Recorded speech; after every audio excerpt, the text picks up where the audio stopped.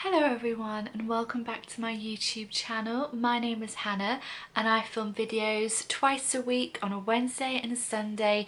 Wednesdays are usually a topic video and Sunday is a lovely comforting vlog. My videos are based around simple living, lifestyle and multiple sclerosis.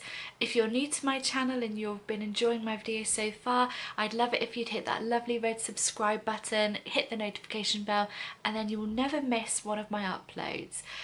This is the final video of this month, which is MS month for me. I've made May's Wednesday content around multiple sclerosis, so I really hope you've been enjoying the content. The last video was a what I ate in a day with MS, and today's video is going to be my 5 top tips for newly diagnosed people with multiple sclerosis. I really just hope this brings some comfort to you and it just is a bit reassuring, and I think I personally would really have benefited from this video when I was first diagnosed, so I really just hope it helps one of you out there. I've got a mint tea in one of my favourite teacups here, so grab yourself a drink, get comfortable. Talking of comfort, I'm just going to put this cushion behind my back because I feel I need more support. Oh, that's better.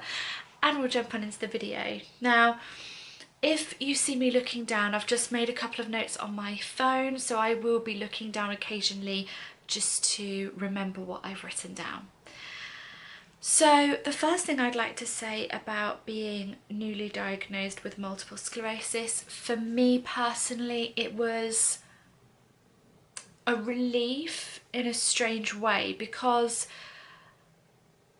9 times out of 10 you know something's wrong, you know there's something going on with your body.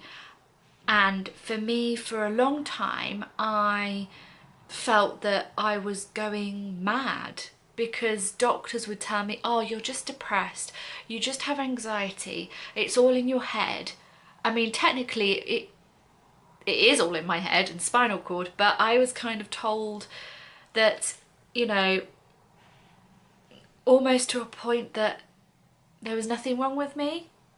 And when I finally got my diagnosis, I kind of felt like, there is something wrong, and you can kind of move on when you know what it is that's making you feel and be the way you are.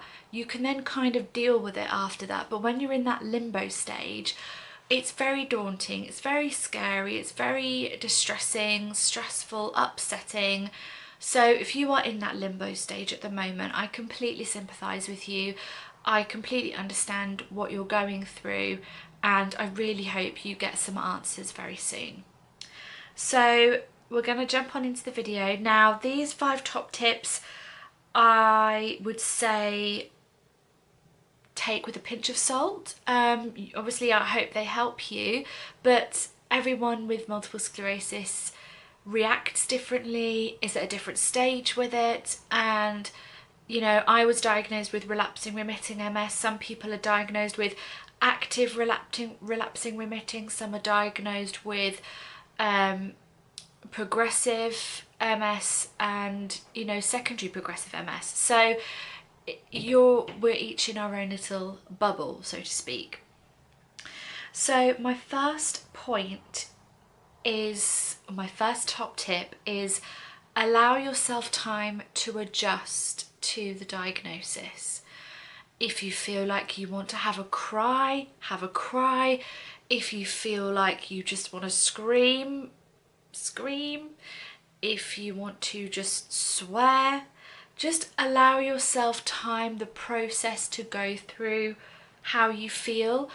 For me, I don't think I fully did that at the start. I was kind of like, when people said, how are you with your MS, and I was like, oh well, I'm fine, and I don't think it kind of hit me really until I went back to work properly.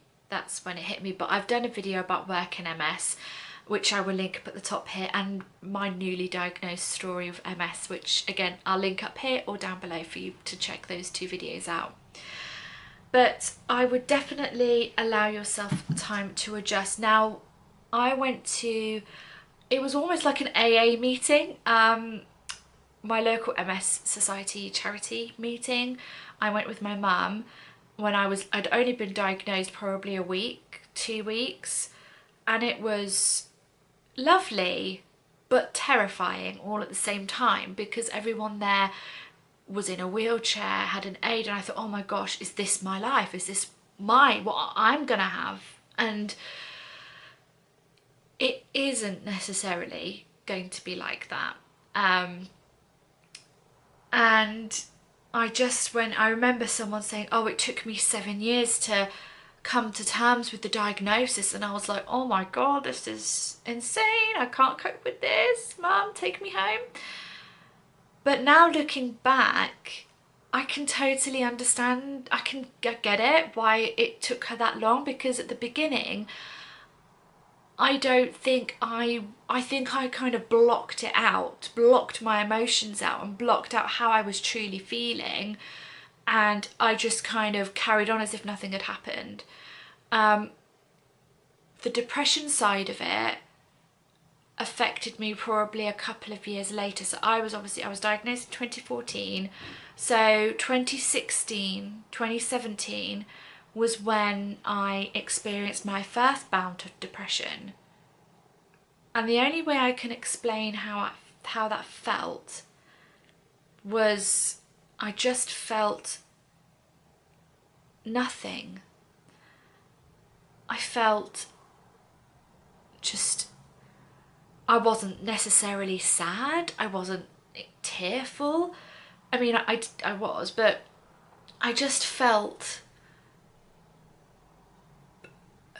I want to say what was the point, which I did feel like that, but I was never suicidal. I was never at that stage. I just kind of felt like, great, so this is my life now, I can't really do anything, what's the point? And I remember being with my neurologist and having an appointment with him, and he gave me probably the best advice ever, which was to live my life. And he said, you could be in bed all day, every day, 7 days a week, you know, and some people are, but I wasn't at that stage. And he said, you know, you could be in bed every single day and you could still relapse. He said, you need to live your life, don't give up, live your life. And I think that really was probably the best piece of advice he ever gave me, or anyone ever gave me. But I wish now I'd had the advice of allowing myself time to adjust to a diagnosis, because it is a shock. It does take time to adjust to something like that, because MS is lifelong. It's not a death sentence, but it's a life sentence, because there's no cure at the moment. So allow yourself that grieving time, allow yourself time to adjust, figure things out. It will take some time to work out what you can and can't do, and believe me, I've had my fair shares of trials and fails, you know, it really just takes time, but I can promise you that it will get easier. It really will get easier, and I felt that it got easier for me. Number 2 is connect with others in the same situation or the same position. So I'm going to leave a couple of links below of some charities that you can contact, but also a group if you're young and you're newly diagnosed called MS Together. I will try and leave their Facebook link, but I'm not on Facebook, but I'll try and find a link somehow down below for you to contact them if you're newly diagnosed with MS and you are young. I was 24 when I was diagnosed, and this group didn't exist at the time, but it's such a lovely group, and I mean, I'm not in the group anymore, not for any other reason, just the fact that, you know, the chats were so long, and so, you know, I just couldn't keep up. But also I'm older now, and I kind of feel like I kind of feel like, not that I can't relate, that's completely not right, but in a way I can't, because they're younger than me, and that's no disrespect whatsoever. Everybody grows differently, but I would highly recommend that group if you are newly diagnosed and you're young, but also other groups. Definitely look out there and connect. Facebook, even Instagram. Facebook, Instagram, I wouldn't go near Twitter, because Twitter is just negative in my opinion. I've never liked Twitter, it's never been a thing I've liked, but Facebook, Instagram, the MS Society website, anything like that. Look for your local group, because I've found lots of people in my local area with MS, my sort of age, so I would definitely have a look into it and have a look around and see what's out there. But don't feel that you're alone, because you're not alone. There's a lot of help and support out there, and I'll link some of my favourites below for you to look at. Learn to listen to your body. Now, this for me has taken time. It's taken me time to listen to my body, and like I said at the beginning, there have been times where I have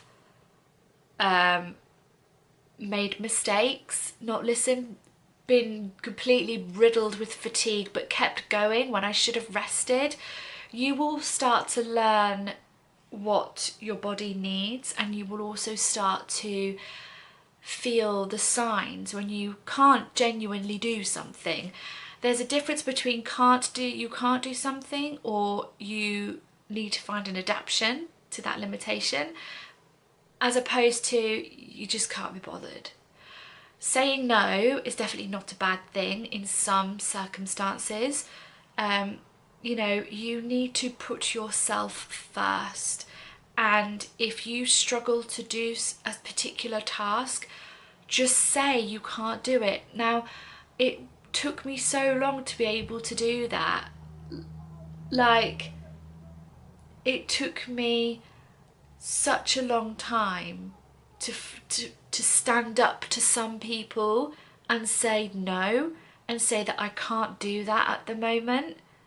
But now I can, and now I can say, you know, I have multiple sclerosis and I can't do this particular task at the moment, or I can't go to this party till 3 a.m. in the morning. I mean, let's face it, I don't do that anyway, but you know, I can't do that now because I need to rest. I need to be in bed at 8 o'clock at night, but that doesn't bother me anymore, because you know, I don't know, like I mentioned in a previous video, I feel like I'm at peace now. But you learn to feel the signs, and you will at some point think, oh, I can't do that task at the moment, you know, and when that does happen, go with it. You know, like I've mentioned, listen to your body. Someone's having a food delivery, and if you can hear that noise, it's the lorry or the van. So yeah, listen to your body. That's the biggest piece of advice that I could tell anybody. And don't let anybody tell you that you're lazy, or oh, it's not that hard, or oh, you can just do that. Don't listen to them, because it's your body, it's how you feel, and they don't understand how you feel, so you tell them straight. So yes, learn to listen to your body. The next one is to try and avoid too much negativity if possible. Now, there are going to be times when you feel awful and you just want to tell everyone how awful you feel, and you hurt and you're tired and your fatigue is bad, or you feel rubbish, or there's going to be a lot of those times when you do feel like that. I've been through that, but I also feel that if you stay in that negative bubble, it's going to be so much harder. I'm a relatively positive person anyway, but I've definitely had my negative times. But being surrounded by negative people never helped. And being surrounded by people who would say, oh God, I woke up this morning and I'm just in so much pain, or oh God, I just feel so awful, and this is like, my life is just awful and I just hate my life, and I felt myself being dragged down into that. And when I took myself away and started surrounding myself with more positive people who on occasion would say, oh, I'm feeling a bit rubbish today, or I'm not feeling great today, but it'll be fine. I should feel better with some rest, or feel better with this or that. That was so much better, because yes, like I mentioned, you are going to have days where you feel awful and you can't get out of bed. That's relatively normal when when you have MS, but there are so many good times as well. For me, there's been so many times when I've been able to do things, and I think that's just what you focus on. Don't focus on what you can't do, focus on what you can do, and just work from there. And I just found that really helped me as well. More so from 2017 onwards is when I turned a corner and things got easier. So yeah, but definitely trying to avoid too much negativity was really, really beneficial. And the final and fifth tip is live your life the way you want to. This food delivery is so noisy today, honestly. Live the life that you want to. Don't let anybody else tell you how you should be.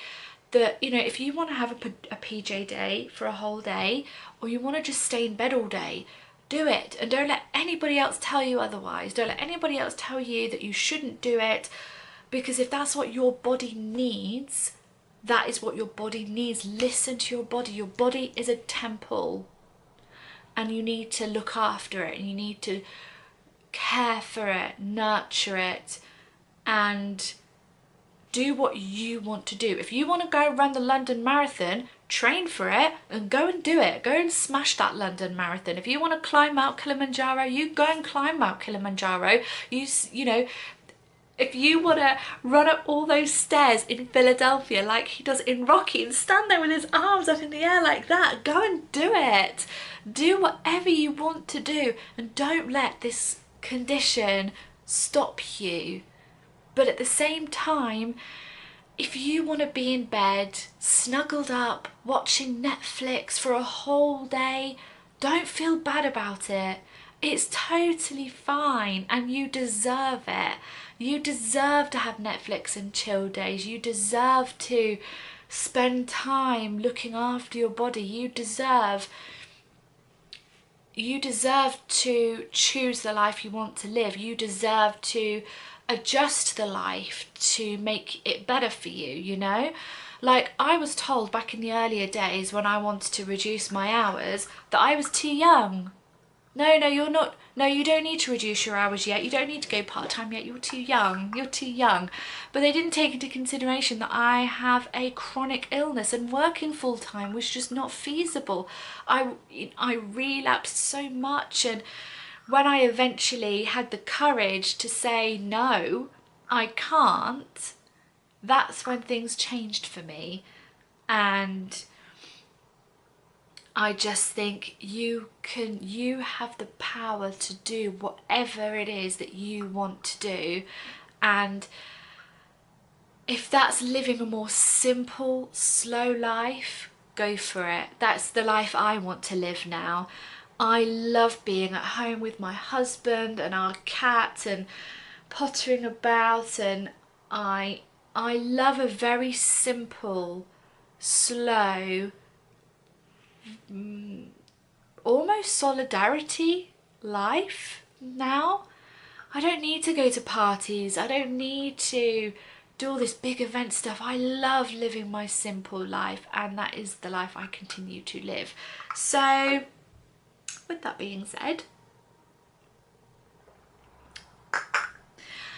that is the end of this video, and like I mentioned at the beginning, I really hope it just brought you some comfort, some reassurance, and just a virtual hug from me to say that you're not alone, and I understand how you feel. I understand what you're going through.